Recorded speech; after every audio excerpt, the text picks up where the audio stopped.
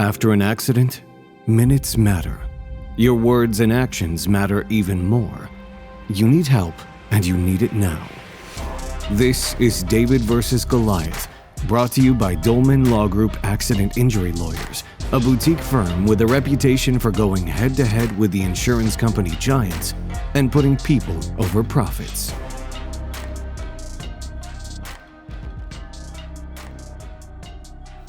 Welcome to another episode of the David vs. Goliath podcast. I'm here with my business partner, Stan Gipe, and esteemed trial lawyer, Kyle Newman from New York City.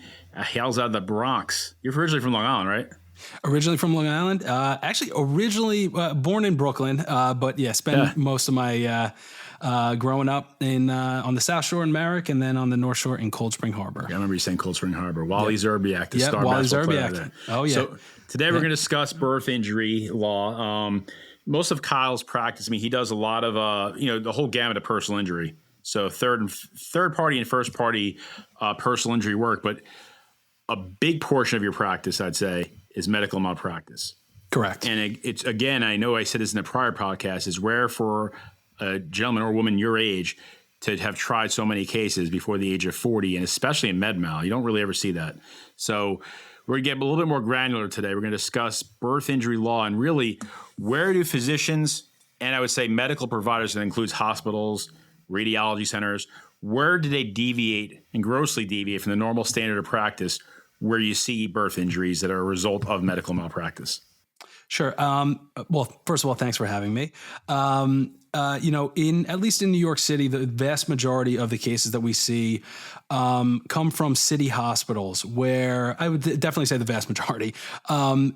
Because what I think is that, a lot of these hospitals are extremely crowded, understaffed. And one of the main things that we see, especially in birth injury cases, is a failure to monitor during labor and delivery, and failure to monitor for fetal distress, fetal abnormalities, all types of funky stuff that we'll find where the fetal heart tracings are either missing or there were really bad things that were shown for a long period of time where really no one was paying attention to it. I think, unfortunately, that can happen in some more overcrowded, larger hospitals that are serving, really a poorer, more working class community.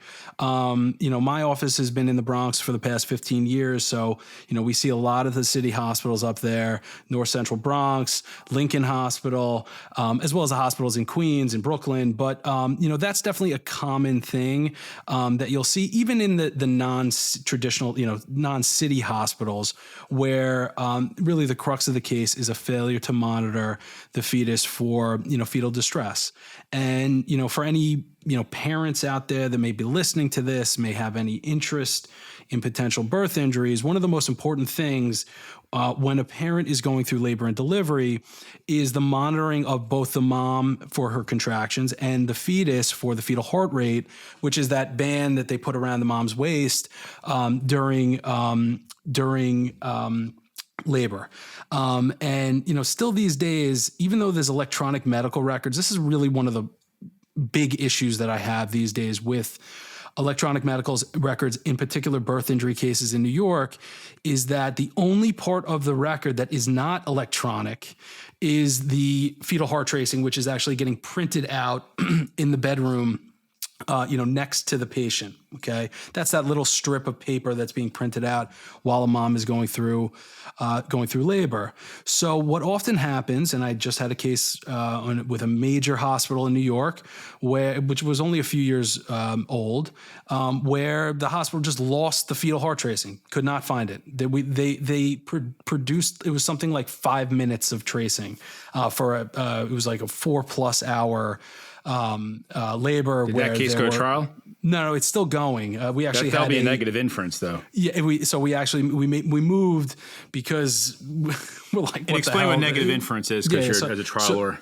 Sure. So when a critical piece of evidence is missing, you can make a motion to have the jury and the judge basically presume that piece of evidence, because it's missing, is negative or adverse to the other side. So in this case, you have probably the most important piece of evidence, the most objective piece of evidence in the case, which is the fetal heart tracing, that is inexplicably missing. There's nothing in the chart that says continuous monitoring should have been discontinued, would be ridiculous, because the standard of care when you go into active labor and you're brought to the hospital and you're put in the labor and delivery ward is to have a continuous fetal monitoring.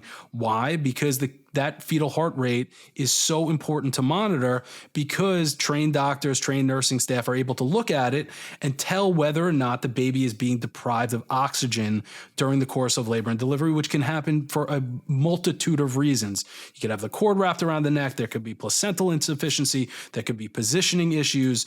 It could just be from the contractions of the mother, a million different things. But the bottom line is, the longer that you deprive a healthy fetus of oxygen, the more likely you're going to have a baby who's born with potentially permanent brain damage. So, and that's hypoxia. Hypoxia, right? So explain fetal what hypoxia. That is.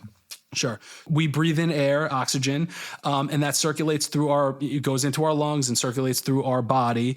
And when that oxygen is cut off, so in the womb, babies aren't breathing like we are. They get their oxygen and nutrients through the placenta. Okay. And when that is cut off or intermittently, contracted or pressed down upon, whether by contractions or otherwise, it can cut off oxygen and blood flow with healthy nutrients and oxygen to the baby's brain. And the fetus actually is one of the most responsive. When a baby is a fetus can actually withstand more trauma than an ordinary person can, because of the whole tumultuous way that we're born. We're pushed through a canal, we're squeezed through there. There's contractions that are going on, which can intermittently compress the blood flow and the oxygen to the baby, which is normal.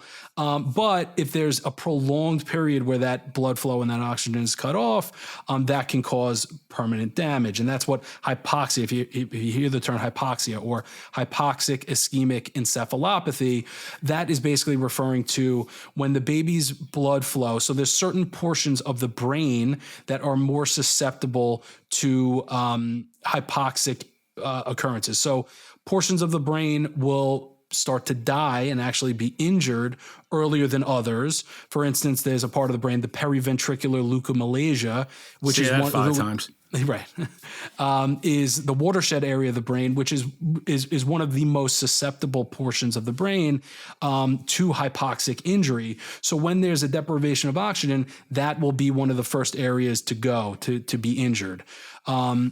So there's a multitude of different ways to assess a baby after they're born. For instance, there's something called an APGAR score, which parents do that might in 5 minutes after the baby's born. Right. So I just had a baby this past week, so I saw that in real time. So interestingly enough, so the APGAR score does not come from a doctor. It actually comes from a nurse APGAR, which is a totally subjective test. Where basically after the baby is born, typically a nurse will assess the baby at 1 minute, 5 minute, and 9 minutes or 10 minutes to assess for things like tone, color, breathing, things like that. And they basically add it up to, it can be anywhere from 1 to 9. So the lower down on the APGAR scale, the more unresponsive or the more potential that baby has for a hypoxic injury. I've had cases where a baby was born with perfect 9 APGARs and there still was a brain injury that we were able to prove. So it's not, the end all be all.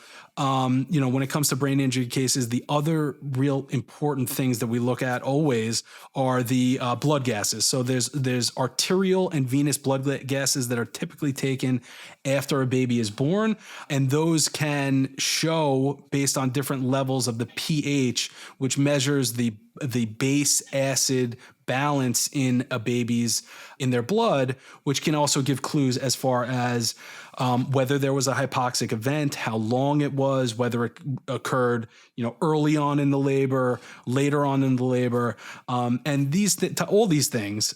These are, of course, topics that we learn as medical malpractice attorneys, but these are things that we rely on our experts to tell us once they review the medical records. And that, back to your original point, is one of the challenges challenges with these cases is getting the complete medical record in a timely fashion so that we can then have it fully reviewed by an experienced expert who's typically an obstetrician. There might be pediatrics, neurology, to review it to see whether or not there were any departures from the standard of care, which is really the standard that you're looking for in all of these cases, whether the doctor or the hospital nursing staff departed from the accepted standard. In these cases would be obstetrical care. Kind of back up and almost dumb it down for a layman a little bit. We've used a lot of medical terms, things like that. If someone's sitting there, you've just delivered a baby, okay, what is it this mother and father should be watching for to give them an indication that something may have gone wrong, something they need to look a little deeper into? Like, what are the red flag signs a parent should be looking for? So that's a great question, Stan. And so, if you've ever had a child before, I would say the first thing is whether your newborn is reacting and acting in the similar way to your previous births, whether they're able to latch, suck, and drink breast milk, how their GI movements are happening in the first days of life. Ultimately, when they open their eyes, whether there's any eye rolling or esotropia or abnormal eye movements is kind of usually a clue early on. What's esotropia? It's exotropia and esotropia, which is like outward and inward eye rolling. So that can be a sign of neurological injury. Okay. Also, the baby's tone. So one of the things that they're measuring in the APGAR score is a tone. So if a baby is born essentially like floppy, where there's no muscle tone, the baby isn't able to kind of tense or anything like that, that can be also a sign of neurological injury because those parts of the brain that are affected by these cases, where there's a hypoxic insult, it also affects the baby's muscle tone, which is controlled by the autonomic nervous system. Got you. All right. So is it more just like as a parent, they're looking to see, is there something different in the way this baby's behaving than my prior babies? Or even something that you feel as a parent seems a little off? Your baby's not as active, like you say, the eyes, just something that seems off should cause you to look a little deeper? You got to look at the baby's breathing, whether they're able to put on weight. Stan, one of the big challenges that I've found, okay, and where most parents really first recognize that there might be something wrong with their child is when the baby fails to meet their developmental milestones. That's really the key in so many of these cases where, especially if you're a new parent, you have no idea what you're looking at. You're terrified, you're trying to keep a human alive. And babies essentially, whether or not they have, are injured at birth, may act and behave the same way. I mean, they have their eyes closed. They're basically eating, sleeping, pooping, and that might not be one of the things that are disrupted in that baby's life because of a birth injury. So one of the biggest things, if you suspect anything was wrong during the labor, for instance, if the nursing staff was acting strange, or the doctor, or it was a prolonged labor where you had to have supplemental oxygen or have to be put on your side multiple times, or your labor plan was different than what you had discussed with your obstetrician initially, one of the big things to look for is developmental delays. And that can be, inability to roll over, to stand up, also, issues with muscle tone, eye issues, breathing issues, feeding issues, really, the things that kind of normal babies in their same age group would be doing. And unfortunately, those things aren't really that noticeable until maybe 3-6 months into life. So to your point, Stan, in New York, we have a notice of claim requirement for city hospitals, which this is one of the most unfair things of all in all of medical malpractice for poorer, disadvantaged moms who have to deliver in public hospitals and medical facilities is because let's say that there was an injury at birth, but it's not able to be recognized by the mom until maybe 9 months of age. And there's only a 3-month notice of claim statute, meaning that if you are going to sue a city hospital, you have to file essentially a 2-page document, which is a notice of claim, within 90 days from when that injury occurred. Okay. So if you aren't even able to tell whether or not your baby might have a birth related injury, and you can't even tell until the 9th, 10th, 11th month of life, you're already at a huge disadvantage because then you've already blown the statute that you would have no clue even existed. And this is what happens a lot of times with city hospitals in this very instance. And I've actually brought a case where the mother no one would have known because the baby didn't meet developmental milestones around a year old. And we actually had to fight the case all the way up to the appellate division to file a late notice of claim in the case, and made some cool new case law on that case. But that's one of the main things is the developmental delays. If you're worried about it, just keep a close eye on the baby. Is that notice of claim, is that to be pled with specificity? And the reason why I ask is it's almost like, and this is obviously we're talking completely off topic here, but if you're going to have a child if you're going to have you deliver at a city hospital, you almost want to file a notice of claim in the first 90 days, just for the sheer sake of and the shit sake of having something out there in case something does happen. But if you're required to plead with specificity as to specific injuries, well, that really is not a strategy. What you're talking about, it does not have to be pled with specificity, but it does. I mean, you have to know essentially, what your claim is. I mean, I guess that you could put in a general claim. At least something is better than nothing. But to your point, I mean, it's so difficult, especially it's horrible because first of all, people are by nature not litigious people. I mean, if you've never dealt with a lawyer, you never want to start to deal with one or have any issue with your kid or have to worry about this stuff. And people just might not have the resources, to be able to really work these types of things up, which can be very complicated cases. And you do need the right type of lawyer who's able to have the right experts look at it and get medical records, which all take time.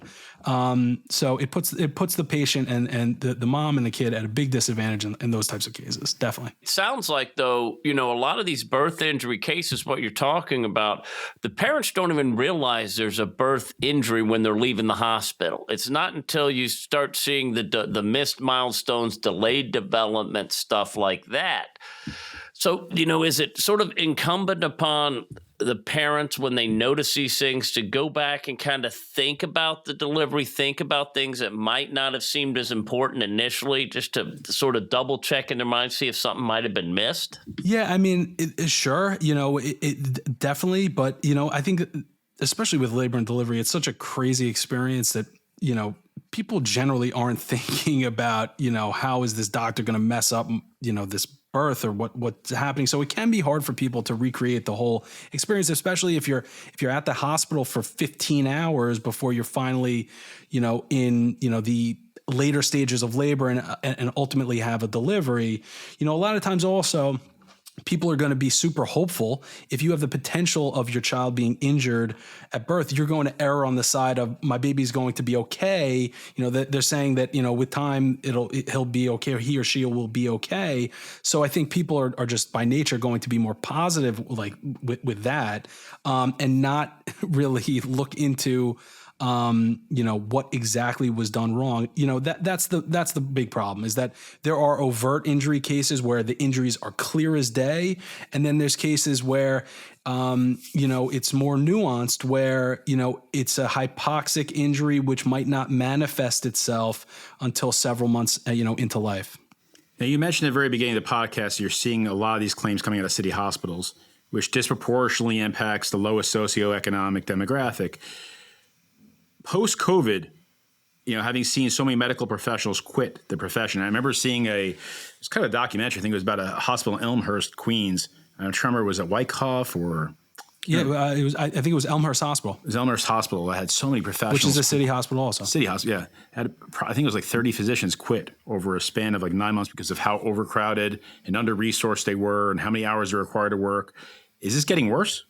are more doctors having to spend a longer duration of time without having breaks, and you're having very tired physicians not working with their full faculties and potentially making mistakes and errors that you wouldn't see otherwise? That the mistakes that I see these days, for the most part, are mistakes about how patients are worked up and treated in hospitals. Not so much, the staffing issue, but more so what goes into the physician or the staff's thinking in working up various diseases and ailments. I think with electronic medical records, and especially how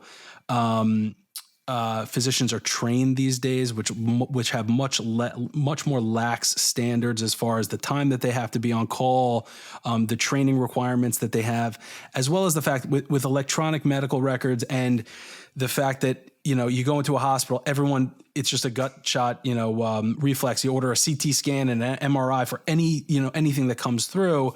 I think that the art in medicine was always, you could figure out most of it from a good history and a physical exam.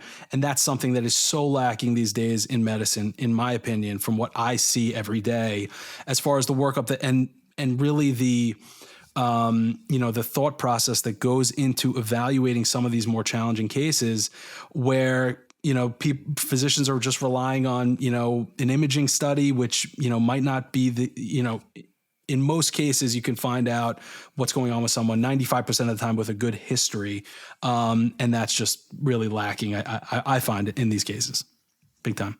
The last question I'll leave you off with is, and again, this is maybe a bit of a stretch, but are we seeing, in terms of the amount of cases you've litigated, and I don't do med mal. We've done a little bit of med mal in my firm at the very beginning, and now we outsource the med mal. It's so difficult.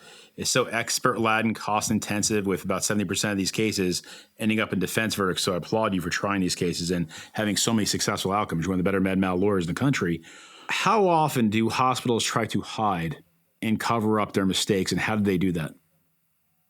Well, I think the whole process really is to a certain extent a cover up of this entire thing. I mean, they have high priced lawyers to extend these cases, to elongate this entire process, to make it absolutely ridiculous for patients to get real answers and real justice in their cases. Hiding as far as medical records go, I don't know how often that really happens. In this particular case I was talking about before, I mean, for a fetal heart tracing to just go missing, that is really suspect. And I've seen other acts of that. And that's what prompted that question. Okay. Yeah, in the past. But I think that the process itself for medical malpractice cases is so against patients from the outset. The chips are just stacked against them from the beginning because of how hard these cases are and how difficult they are to prove. And just like you said, I mean, they're the most expensive cases to litigate, the most, time consuming. And I see more and more that not as many attorneys actually want to litigate them because the process is just impossible, especially with the medical malpractice carriers, the insurance carriers, who are the absolute worst, who never settle cases, who will take these cases to the bitter end, even if they know that they're wrong. A lot of these hospital systems are run by these doctor groups that always side with the doctors, that cannot be reasonable. So it's an uphill battle. But, if you love trying these cases and litigating them, if you have a valid case, then nothing's better. With your skill level, the only suggestion I have to you is why wouldn't you take your practice nationally and pro hoc vice into any med mal case you possibly can find in great birth injury cases? Because your talent level is extraordinary, and there's not that many of you guys that do high-level med mal work. The one thing about med mal is if it's a departure here in New York, it's a departure anywhere. Of course. Medicine is a universal thing, so I'd totally be up to it. For the past 15 years, honestly, Matt, I've had so many cases in New York that have just to consume my time. So maybe in this next stage, now that I feel like I actually kind of know what I'm doing at this point, you clearly do.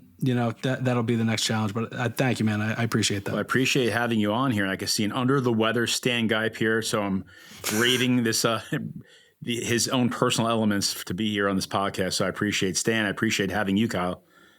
This is thanks, Kyle. I do appreciate it. Yeah, thanks learning about trial out. Technology in the first podcast and learning about birth injury law and medical malpractice is it's outside of our normal wheelhouse. It's good stuff. So thank you very much. This wraps up. I'll be back anytime. We'll have you again. This wraps up another David vs. Goliath podcast. Thank you again and have a great day. This episode of David vs. Goliath is over, but your journey is just getting started. To share your story with us, visit dolmanlaw.com. That's DOLMAN law.com, or call 866-965-6242. The insights and views presented in David vs. Goliath are for general information purposes only and should not be taken as legal advice for any individual case or situation. The information presented is not a substitute for consulting with an attorney, nor does tuning into this podcast constitute an attorney-client relationship of any kind. Any case result information provided on any portion of this podcast should not be understood as a promise of any particular result in a future case. Dolman Law Group. Big firm results, small firm personal attention.